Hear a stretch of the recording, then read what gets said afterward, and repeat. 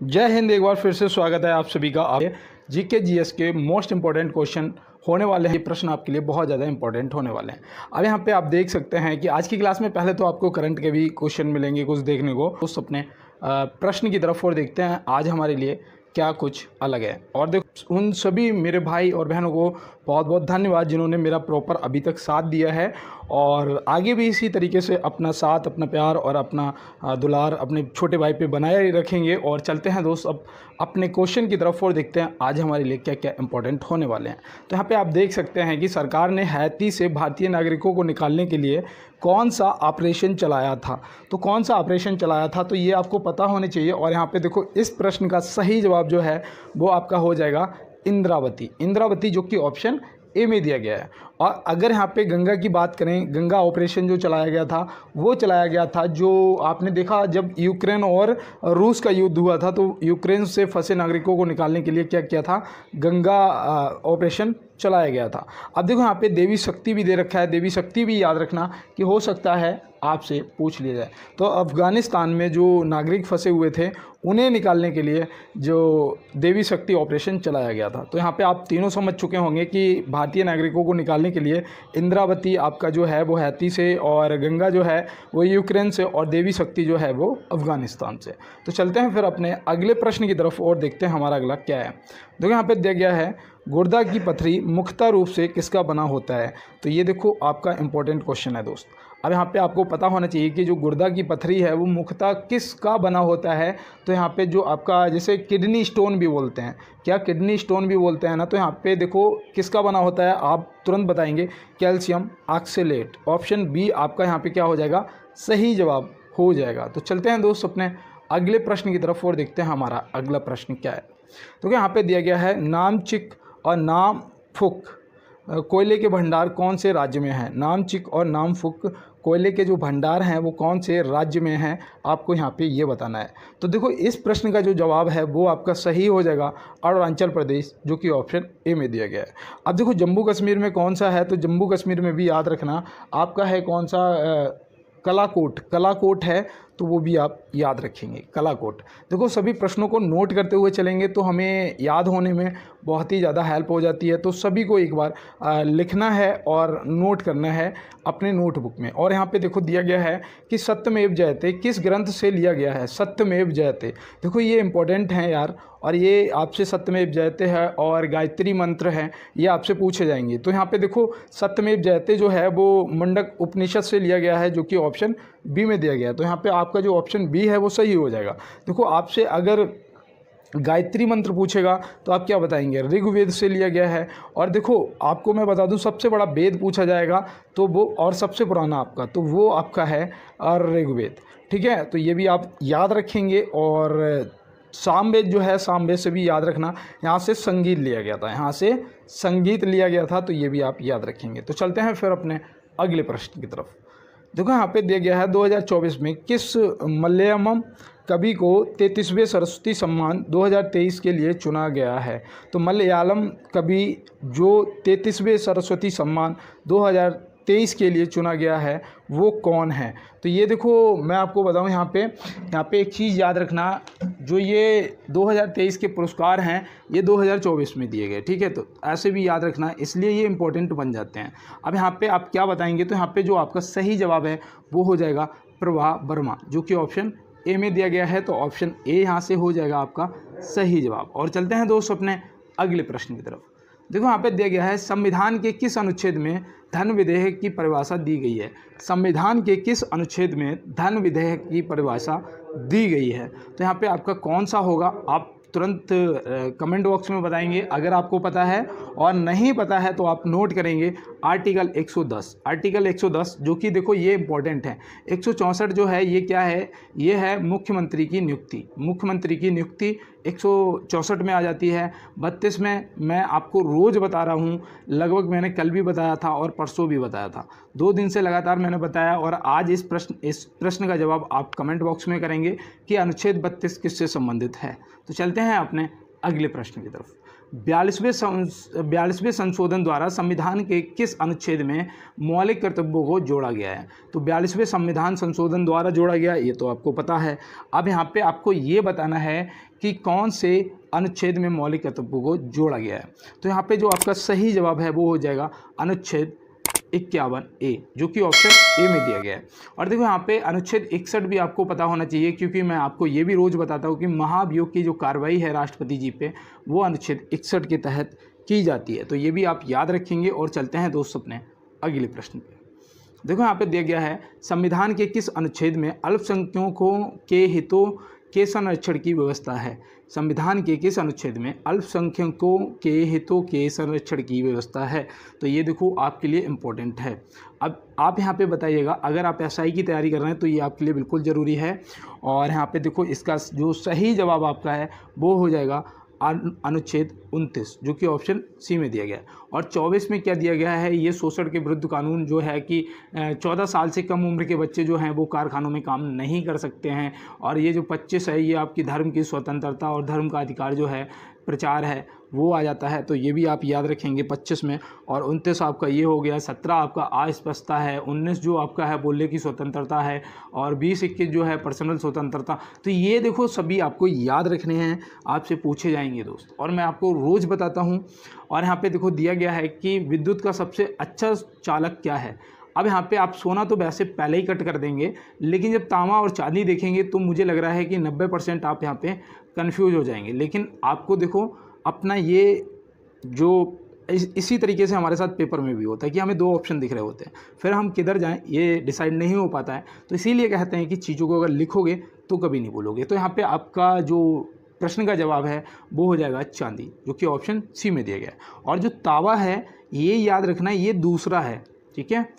मतलब सबसे अच्छा पूछेगा तो चांदी है, अगर दूसरा पूछेगा तो तांबा आ जाएगा आपका। तो चलते हैं फिर अपने अगले प्रश्न पे और देखते हैं हमारा अगला क्या है। देखो यहाँ पे दिया गया है, रुद्र वर्ग की खोज किसने की थी? पहले तो ये बताओ रुद्र वर्ग हैं कितने और खोज किसने करी थी? ये तो प्रश्न का जवाब आप बिल्कुल करेंगे कमेंट बॉक्स में। और यहाँ पे देखो जो आपका है वो हो जाएगा कार्ल लैंडस्टीनर, जो कि ऑप्शन सी में दिए गए हैं। और देखो गैलीलियो ने क्या किया था, इन्होंने दूरबीन का आविष्कार किया था, ये दूरबीन की खोज की थी। फंक ने क्या किया था, इन्होंने विटामिन की खोज की थी, ये भी आप याद रखेंगे। लेकिन रुद्र वर्ग हैं वो कितने हैं? तो पहले तो देखो एक तो होता है ए, एक होता है बी, और एक होता है ए बी, और एक होता है ओ। तो देखो यहाँ पे कितने हुए, टोटल 4 हुए, याद रहेंगे ना। अब देखो यहाँ पे आपको मैं बताऊँ कि अगर आपसे पूछा जाएगा सर्वग्राही कौन है, ऐसा कौन सा रुद्र वर्ग है जो सभी से खून ले सकता है, तो याद रखना वो ए बी है। कौन सा है? ए बी है। और सर्वदाता कौन है जो सभी को दे सकता है किसी भी वर्ग वाले को, तो वो है ओ। तो ये आप याद रखेंगे और आगे इस तरीके से प्रश्न पूछे जाएंगे तो आप बिल्कुल सवाल का जवाब, क्वेश्चन का जवाब सही करके आएंगे। देखो यहाँ पे दिया गया है कि स्वच्छ सर्वेक्षण पुरस्कार 2023 में किस राज्य को सबसे स्वच्छ राज्य का पुरस्कार दिया गया? तो यहाँ पे आपको बताना है कि स्वच्छ सर्वेक्षण पुरस्कार 2023 में किस राज्य को सबसे स्वच्छ राज्य का पुरस्कार दिया गया है? तो यहाँ पे आपका जो सही जवाब है वो हो जाएगा महाराष्ट्र, जो कि ऑप्शन ए में आ गया। देखो इंदौर जो है ये सबसे स्वच्छ शहर है, ठीक है, ये आपका सबसे स्वच्छ शहर है। और यहाँ पे देखो एक चीज़ याद रखना, यहाँ पे राज्य पूछा है तो आप महाराष्ट्र को लगा के आएंगे, जो कि आपका बिल्कुल सही जवाब हो जाएगा। और अगर शहर पूछेगा तो इंदौर को लगा के आएंगे। अब यहाँ पे देखिए दिया गया है भारतीय रेलवे बोर्ड की स्थापना कब हुई थी? भारतीय रेलवे बोर्ड की स्थापना कब हुई थी? तो ये देखो आपके लिए मोस्ट इम्पॉर्टेंट क्वेश्चन है और आपको यहाँ पे बताना है, क्योंकि देखो अब रेलवे से संबंधित प्रश्न पूछे जाएंगे तो आप यहाँ पे क्या बताएंगे? मार्च 1905 हो जाएगा, ठीक है, मार्च 1905, मतलब कि इनमें से कोई नहीं, क्योंकि यहाँ पे जो है ये थोड़ा एरर है। और याद रखना जो रेलवे बोर्ड की स्थापना है वो मार्च 1905 में हुई थी। कब हुई थी? मार्च 1905 में हुई थी। तो ये आप याद रखेंगे। अगर आपसे पूछ देगा कि राष्ट्रीयकरण कब हुआ था, भाई भारतीय रेलवे बोर्ड की स्थापना तो 1905 में बता दिया आपने, लेकिन राष्ट्रीयकरण कब हुआ था अगर ये पूछा जाएगा, देखो पूछा तो जाएगा ही जाएगा क्योंकि रेलवे से क्वेश्चन आने ही आने हैं, तो याद रखना 1950 में हुआ था। कब हुआ था दोस्त? 1950 में हुआ था। तो आपको याद रहेगा और आप इसे अगर नोट करेंगे तो। और यहाँ पे देखो दिया गया है कि भारत और पाकिस्तान के बीच कौन सी ट्रेन चलती है। तो इनमें से आपको बताना है। देखो, जब इस तरीके के क्वेश्चन आते हैं और हमें ऑप्शन में ए और बी दोनों मिलता है तो हम दोनों को ही टिक करते हैं। ये 90% सही होते हैं, ठीक है, 90%। अब यहाँ पे देखो, समझौता एक्सप्रेस वो भी चलती है और थार एक्सप्रेस वो भी, तो हम बता सकते हैं यहाँ पे ए और बी दोनों हो जाएगा। भारत और पाकिस्तान के बीच थार और समझौता एक्सप्रेस दोनों चलती हैं। तो चलते हैं फिर अपने अगले प्रश्न की तरफ। तो यहाँ पे दिया गया है, भारत और बांग्लादेश के बीच चलने वाली ट्रेन कौन सी है। भारत और बांग्लादेश के बीच में, तो देखो, भारत और बांग्लादेश के बीच में जो चलती है वो मिताली एक्सप्रेस चलती है। कौन सी चलती है? मिताली एक्सप्रेस चलती है। देखो, ये नोट कर लेना दोस्त। और यहाँ पे मैं आपको बताऊँ कि एक तो मिताली एक्सप्रेस चलती है और देखो मैत्री एक्सप्रेस भी चलती है, ठीक है, मैत्री एक्सप्रेस, तो वो भी याद रखना। और ये मिताली एक्सप्रेस, हाँ ठीक है, ये मिताली एक्सप्रेस, लेकिन मैत्री एक्सप्रेस और एक है आपकी मैत्री के बाद आती है बंधन एक्सप्रेस, तो ये भी आप ध्यान रखेंगे, ठीक है। ये दो आप जरूर ध्यान रखेंगे, भारत और बांग्लादेश के बीच में मैत्री और बंधन। और यहाँ पे देखो मिताली एक्सप्रेस दे रखा है तो आप टिक कर दीजिएगा। और बाद बाकी मैं आपको बता दूँ, सबसे लंबी दूरी तय करने वाली भारत की जो ट्रेन है वो विवेक एक्सप्रेस है। कौन सी है? विवेक एक्सप्रेस। तो ये आप देखो याद रखना, मैंने कल की क्लास में बताया था। और सबसे तेज़ चलने वाली जो है वो वंदे भारत एक्सप्रेस है। वो कौन सी है? वंदे भारत एक्सप्रेस है। और इस प्रश्न का जवाब जो मिताली एक्सप्रेस मैंने आपको बताया है वो सही है या गलत, ये आप मुझे कमेंट बॉक्स में बताएंगे। और देखो, ये मत कहना कि आज मैंने पहले भी एक बार ऐसा बोला था तो मुझे एक दोस्त कह रहा था कि भैया आप कंफ्यूज कर रहे हैं। तो यहाँ पे मैं आपको कंफ्यूज नहीं कर रहा हूँ, मैं आपसे ये जानना चाहता हूँ कि वाकई में मैं जो प्रश्न आपको बता रहा हूँ क्या आप इन्हें बाद में चेक करते हैं, लिखते हैं या नोट्स बनाते हैं या नहीं। तो ये आप देखो मुझे बताएंगे। और चलते हैं दोस्त अपने अगले प्रश्न की तरफ। और यहाँ पे देखो 1 मिनट के लिए, तो यहाँ पे देखो अगला प्रश्न है हमारा कि वैश्विक भूख सूचकांक 2023 में भारत किस स्थान पर है। वैश्विक भूख सूचकांक 2023 में भारत किस स्थान पर है। अगर ऐसे ना समझ में आया हो तो यहाँ पे देखो मैं बोल सकता हूँ कि ग्लोबल हैंगरी इंडेक्स, ठीक है, ग्लोबल हैंगरी इंडेक्स। तो आप यहाँ पे बताएंगे ग्लोबल हंगरी इंडेक्स, ठीक है। तो यहाँ पे आपको बताना है वैश्विक भूख सूचकांक 2023 में भारत किस स्थान पे था। और ये देखो इम्पोर्टेंट प्रश्न है, ये आप याद रखेंगे। और यहाँ पे देखो आपका जो सही जवाब है वो 111वां स्थान हो जाएगा। क्या हो जाएगा? 11वां स्थान हो जाएगा। और ग्लोबल हंगर इंडेक्स याद रखेंगे। चलते हैं अपने अगले प्रश्न की तरफ। देखो यहाँ पे दिया गया है, बचपन बचाओ आंदोलन किसने आरंभ किया था। बचपन बचाओ आंदोलन किसने आरंभ किया था। इसमें बच्चों का जो शोषण होता था वो सब और तस्करी ये सब बंद हुआ था। तो आप बताइएगा ये किसने आरंभ किया था। तो ये किया था कैलाश सत्यार्थी। तो कैलाश सत्यार्थी, ऑप्शन सी आपका सही हो जाएगा। अगर पूछा जाएगा कि कब किया था, देखो एसआई वालों भाई लोगों आप विशेष रूप से इस प्रश्न पे ध्यान देना। तो यहाँ पे आपका जो सही जवाब है वो हो जाएगा 1980 में। कब? 1980 में। तो ये आपको याद रहना चाहिए। और चलते हैं दोस्त अपने अगले प्रश्न की तरफ। देखो यहाँ पे दिया गया है, श्रीनगर कौन सी नदी के किनारे स्थित है।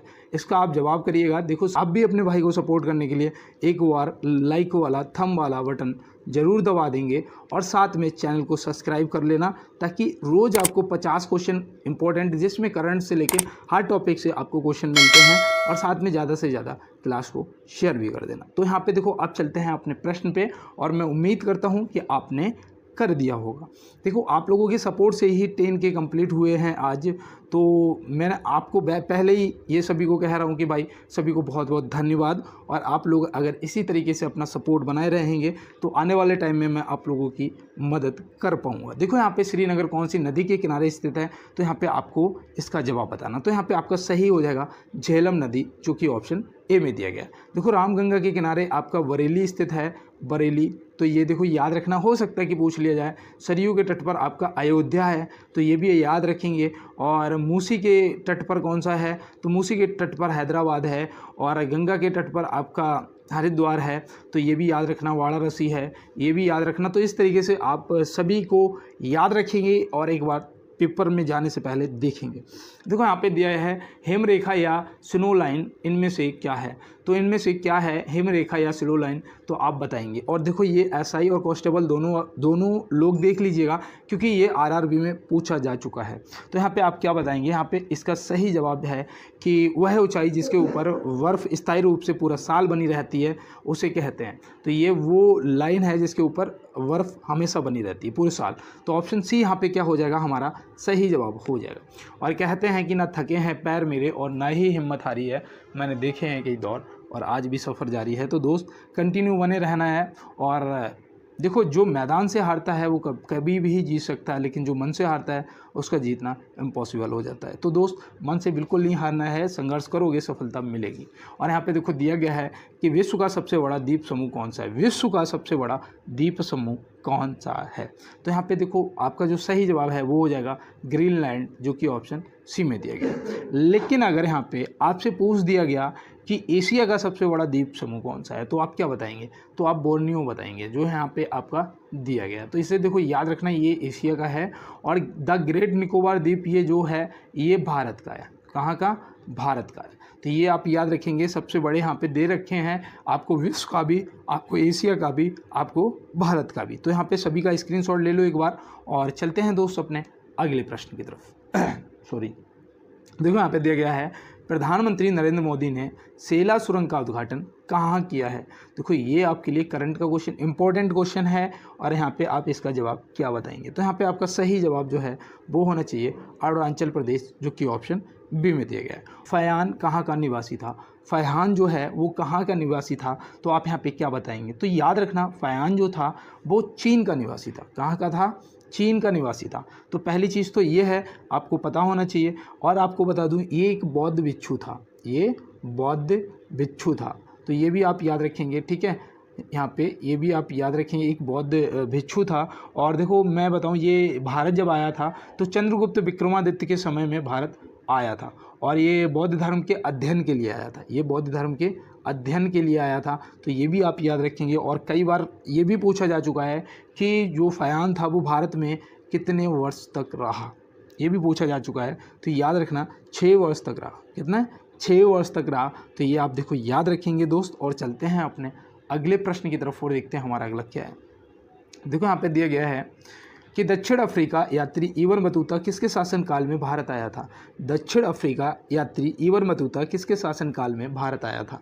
देखो यहाँ पे एक और आपका बनता है कि इबन बतूता कहाँ का निवासी था। तो याद रखना वो आप कि मोरक्को का था, कहाँ का था, मोरक्को का निवासी था। ये तो आपको देखो पूछा जाता है इसलिए मैंने आपको बताया। अब यहाँ पे ये बताना है कि ये किसके शासनकाल में भारत आया था। तो ये मोहम्मद बिन तुगलक के शासनकाल में भारत आया था, क्योंकि यहाँ पे ऑप्शन सी में दिया गया है। तो ये आपको याद रहेगा।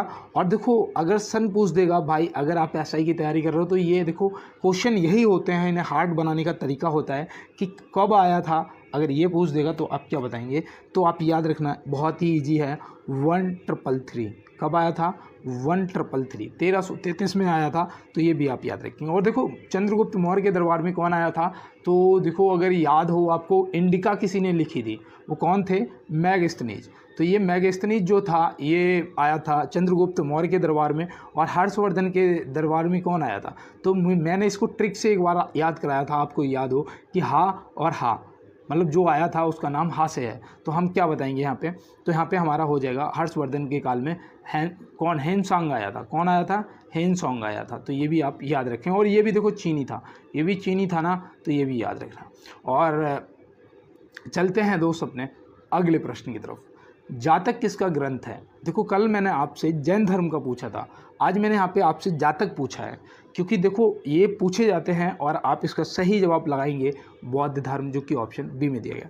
और कल जो मैंने आपको जैन धर्म में बताया था तो उसका आपने क्या जवाब किया था, तो आपने आगम बताया था ना भैया, आगम। तो देखो दोनों ग्रंथ याद रखना, दोनों धर्मों से, आगम जो है वो जैन धर्म से और बौद्ध धर्म से जातक।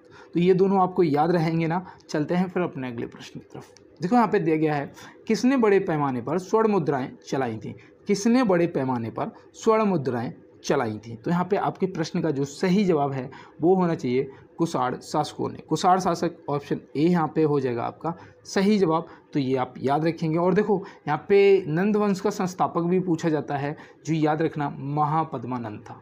महापद्मानंद जिसको क्षत्रिय अंतरक भी बोला जाता था। और नंद वंश का आखिरी शासक जो था वो था धनानंद। कौन था दोस्त? धनानंद था। तो ये भी देखो याद रखना, महापद्मानंद और धनानंद। महापद्मानंद संस्थापक और धनानंद इसका आखिरी था। इसके बाद मौर्य वंश की स्थापना हुई थी, जो कि चंद्रगुप्त मौर्य ने की थी। तो ये भी आप याद रखेंगे। और चलते हैं दोस्त फिर अपने अगले प्रश्न की तरफ। देखो यहाँ पे दिया है पुड़ा पाषाण काल के आदि मानव के मनोरंजन का साधन था। क्या साधन था?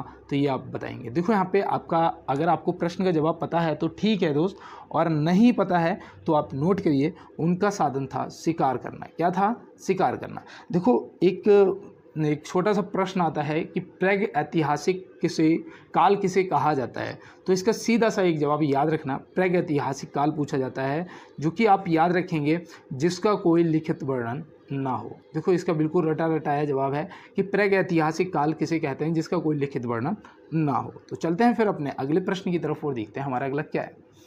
लक्षद्वीप में शाखा खोलने वाला पहला निजी बैंक कौन है? देखो ये मैं प्रश्न आपको पहले भी करवा चुका हूँ और मुझे पता है कि ये पूछा जाएगा, इसलिए मैंने आज फिर रिपीट किया। और जो मेरे साथ पहले के जुड़े होंगे उन्हें तुरंत लगाया होगा HDFC भैया, जो कि ऑप्शन सी। और देखो सबसे ज़्यादा क्रेडिट कार्ड इशू करने वाला जो है बैंक है वो भी आपका कौन है? HDFC है। तो याद रखना। और देखो प्लास्टिक मनी किसे कहते हैं? तो वो क्रेडिट कार्ड को कहते हैं। ये भी आप याद रखना। तो चलते हैं फिर अपने अगले प्रश्न की तरफ। हड़प्पा सभ्यता के अंतर्गत हल से जोते गए खेत का साक्ष्य कहाँ से मिला?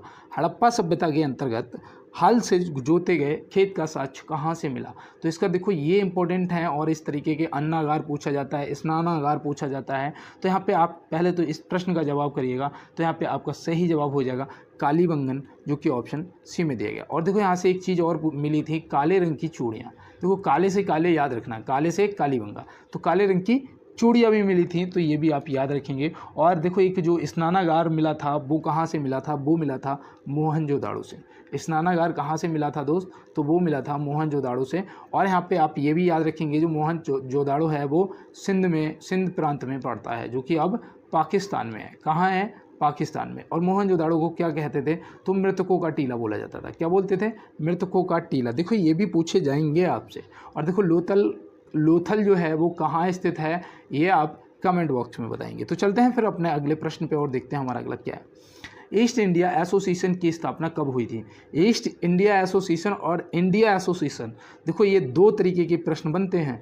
और यहाँ पे आप अगर SI की तैयारी कर रहे हैं तो आपका बहुत ज़्यादा इस चीज़ पे फोकस होना चाहिए कि इंडिया एसोसिएशन और ईस्ट इंडिया एसोसिएशन। तो ईस्ट इंडिया एसोसिएशन की जो स्थापना है वो हुई थी 1866 में। कब हुई थी दोस्त? 1866 में हुई थी। तो ये आप देखो याद रखना। और कब हुई थी? तो वो भी याद रखना, 20 अगस्त को हुई थी। कब हुई थी दोस्त? 20 अगस्त को हुई थी। तो ये आपको याद रहेगा। किसने करी थी ये भी पूछा जाता है। तो आप क्या बताओगे? तो आप बताना दादा भाई नौरोजी ने की थी। किसने की थी? दादा भाई नौरोजी ने की थी। तो मैं उम्मीद करता हूँ आपने लिख लिया होगा। 20 अप्रैल 1966 दादा भाई नौरोजी ने लंदन में की थी। कहाँ की थी? लंदन में की थी। तो आप देखो पूरा यहाँ पे आपको याद हो गया ना। एक एक चीज़ को इसीलिए करवाता हूँ। 20 अप्रैल 1866 दादा भाई नौरोजी लंदन में की। हो गया याद। अब देखो यहाँ पे अगर आपसे इंडियन एसोसिएशन की बात करेंगे तो आपको याद रखना 1876। तो आप क्या याद रखेंगे? 1876। देखो यहाँ पे 66 और यहाँ पे 76, मतलब 10 साल बाद। तो ये किसने करी थी? तो ये याद रखना सुरेंद्रनाथ बनर्जी ने करी थी। किसने करी थी? सुरेंद्रनाथ बनर्जी ने की थी। तो ये भी आप याद रखेंगे। और चलते हैं अपने अगले प्रश्न की तरफ।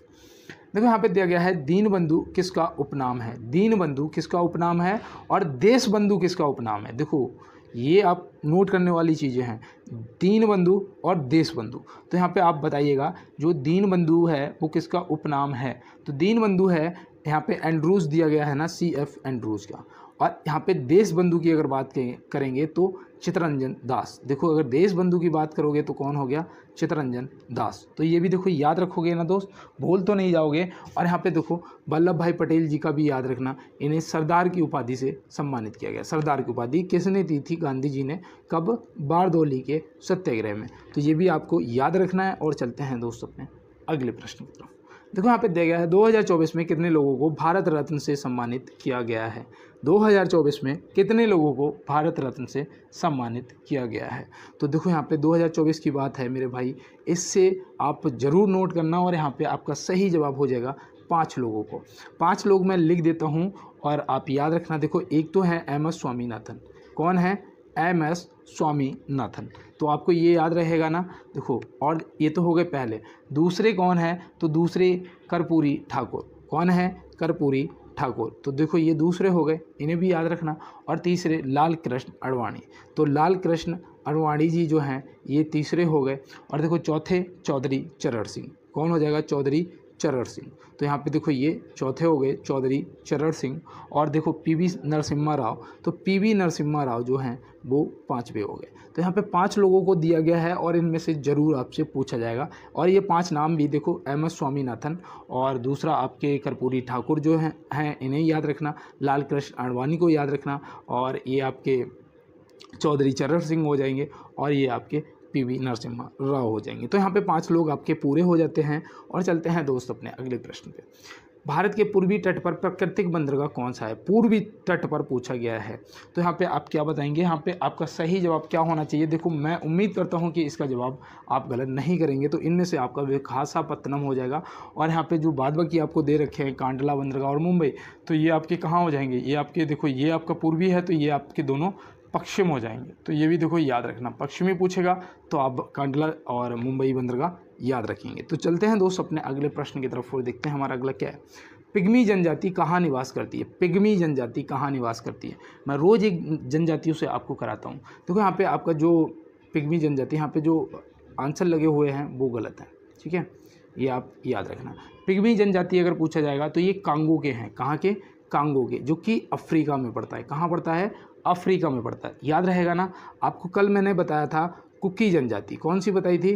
कुकी जनजाति। कुकी जनजाति बताई थी ना, आपने नोट करा होगा। तो आप जवाब करेंगे तुरंत भैया मणिपुर, कर दिया ना। देखो जुलू जनजाति मैंने बताई थी आपको, मैं जुलू जनजाति भी बता चुका हूँ, जो कि दक्षिण अफ्रीका हो जाएगा। क्या हो जाएगा? दक्षिण अफ्रीका में। और थारू जनजाति आप याद रखना, थारू, ठीक है। थारू जनजाति जो है ये नेपाल में भी पाए जाते हैं और भारत में भी। तो ये आप याद रखना। हो सकता है कि थारू भी आपसे पूछा जा सकता है। और चलते हैं दोस्तों अपने अगले प्रश्न पर। प्रथम संपर्क क्रांति ट्रेन चली थी। प्रथम संपर्क क्रांति ट्रेन चली थी। तो ये कहाँ से कहाँ चली थी? तुम यहाँ तक जो ऑप्शन दे रखे हैं उस हिसाब से मैं आपको बताऊं तो यहाँ पे सही जवाब आपका दिल्ली से चेन्नई हो जाएगा। और भारत से पाकिस्तान और भारत से बांग्लादेश, आप दोनों ट्रेन बताएंगे कमेंट बॉक्स में, और मैं उम्मीद करता हूँ आप ज़रूर बताएंगे। और चलते हैं दोस्तों अपने अगले प्रश्न पे। सुंदरी पेड़ कहाँ पाया जाता है? देखो 34 नंबर है, 17 दूनी 34। फिर 1 मिनट के लिए ब्रेक लूँगा और उसके बाद क्लास को समाप्त करेंगे। अभी तक जितने भी मेरे भाई बहन, देखो इससे पहले वाली क्लास जो थी मुझे पता है उस पर बहुत अच्छा आप लोगों ने रिप्लाई दिया, बहुत अच्छा लाइक किया। तो पहले तो उसके लिए आप सभी को दिल से हाथ जोड़ के धन्यवाद। और देखो दोस्त, एक बार अपने भाई को यार लाइक वाला बटन दबा दो। कर भला तो हो भला। आप किसी गरीब की मदद करेंगे तो फिर आपका भी भला होगा। और देखो यहाँ पे दोस्त, मैं आपका बड़ा भाई हूँ, तो आप ये आदेश मानिएगा कि मैंने आपसे कहा है एक बार लाइक कर दो, तो आप लाइक कर दो और साथ में चैनल को सब्सक्राइब भी कर लेना। और देखो ज़्यादा से ज़्यादा शेयर कर देना, ताकि जितना आप लोग सपोर्ट करेंगे तो अच्छा स्कोर आगे हो पाएगा। तो यहाँ पे सुंदरी पेड़ पूछा गया है कि कहाँ पाया जाता है। तो सुंदरी पेड़ जो है ये याद रखना, ये गंगा ब्रह्मपुत्र डेल्टा पर पाया जाता है, जो कि ऑप्शन बी में दिया गया है। तो ऑप्शन बी आप याद रखेंगे। और देखो सुंदरीवन जो डेल्टा है ये आप याद रखना, सुंदरबन का डेल्टा बोला जाता है। क्या बोला जाता है? सुंदरबन का डेल्टा, जो कि गंगा और ब्रह्मपुत्र, और ये दुनिया का सबसे बड़ा डेल्टा है, ये भी याद रखना। और ये पश्चिम बंगाल में पड़ता है। कहाँ पड़ता है? पश्चिम बंगाल में। और देखो सुंदरवन वो भी है आपका, क्या कहते हैं, राष्ट्रीय उद्यान, ठीक है। तो वो भी आपका कहाँ है? पश्चिम बंगाल में। सब अगर सुंदरबन नाम लगता है या सुंदरी पेड़ पूछा जाता है तो ये सब आपका पश्चिम बंगाल में है। और इस डेल्टा का नाम जरूर याद रखना, गंगा ब्रह्मपुत्र डेल्टा। तो चलते हैं फिर अपने अगले प्रश्न पे और देखते हैं हमारा अगला क्या है। नल सरोवर पक्षी अभ्यारण्य किस राज्य में है? नल सरोवर पक्षी अभ्यारण्य पूछा जा रहा है यहाँ पे कि किस राज्य में है। तो आप यहाँ पे क्या बताएंगे? तो यहाँ पे आपका सही जवाब जो है दोस्त वो हो जाएगा गुजरात, जो कि ऑप्शन बी में दिया गया है। तो ये आप याद रखेंगे। गिर नेशनल पार्क कहाँ पर है, तो वो भी आपका गुजरात में है, तो ये भी आप याद रखेंगे। राजस्थान में मैंने आपसे कल पूछा था, मुझे अभी तक किसी ने जवाब नहीं दिया। तो राजस्थान में देखो आपका घाना पक्षी विहार है। कौन सा है? घाना जो है वो कहाँ पर है, तो वो आपका राजस्थान में है। और देखो आपसे जो मैंने कल आपको बताया था हरियाणा में सुल्तानपुर बताया था ना, तो सुल्तानपुर जो पक्षी अभयारण्य जो पक्षी पार्क है जो पक्षियों का सुल्तानपुर, तो वो याद रखना आपका हरियाणा में है। और कभी कभी ऐसा होता है कि मैं भी यार दिमाग से चीज़ें स्लिप हो जाती हैं, नहीं याद आता है, तो उसके लिए यार माफ़ी चाहते हैं। और यहाँ पे देखो दिया गया है कि पृथ्वी की अपनी कक्षा में गति है। कौन दिशा में पृथ्वी घूमती है अपनी कक्षा में, तो आप क्या बताएंगे?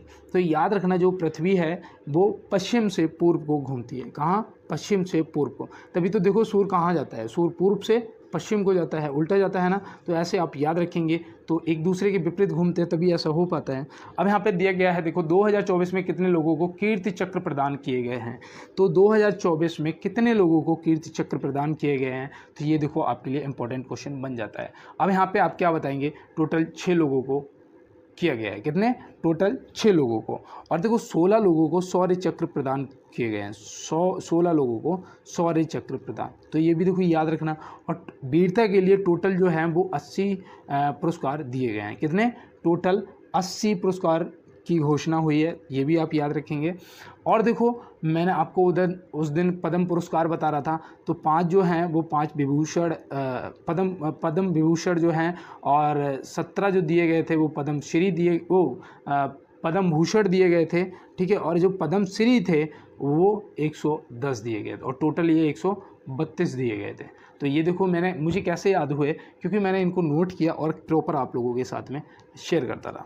तो यहाँ पे देखो दिया गया है कि पिछौला झील कहाँ पर स्थित है। पिछौला झील जो है ये कहाँ पर स्थित है, तो आप यहाँ पे क्या बताएंगे? तो यहाँ पे आपका सही जवाब जो है वो उदयपुर हो जाएगा। क्या हो जाएगा? उदयपुर। और देखो उड़ीसा में चिल्का है, चिल्का, तो चिल्का भी आप याद रखेंगे। चिल्का कहाँ है? तो उड़ीसा में पड़ती है। और जम्मू कश्मीर में देखो आपकी नाग, नागिन, शेष नाग, ये अनंतनाग जितने हैं वो आपके जम्मू कश्मीर। आपकी बुलर भी जो है ताजे पानी की झील, वो भी कहाँ है? जम्मू कश्मीर में। तो ये आप सब याद रखेंगे। और चलते हैं अपने अगले प्रश्न पे। पेट में भोजन को पचाने के लिए किसकी खास आवश्यकता होती है? तो भाई याद रखना किसकी होती है? एंजाइम की होती है। किसकी होती है? एंजाइम की। और देखो कार्बोहाइड्रेट क्या होता है? ये शरीर को ऊर्जा प्रदान करता है। क्या करता है? ये ऊर्जा प्रदान करने का कार्य करता है। तो ये भी आप याद रखेंगे। और चलते हैं दोस्तों अपने अगले प्रश्न पे। भारत का प्रथम अंग्रेजी समाचार पत्र कौन सा है?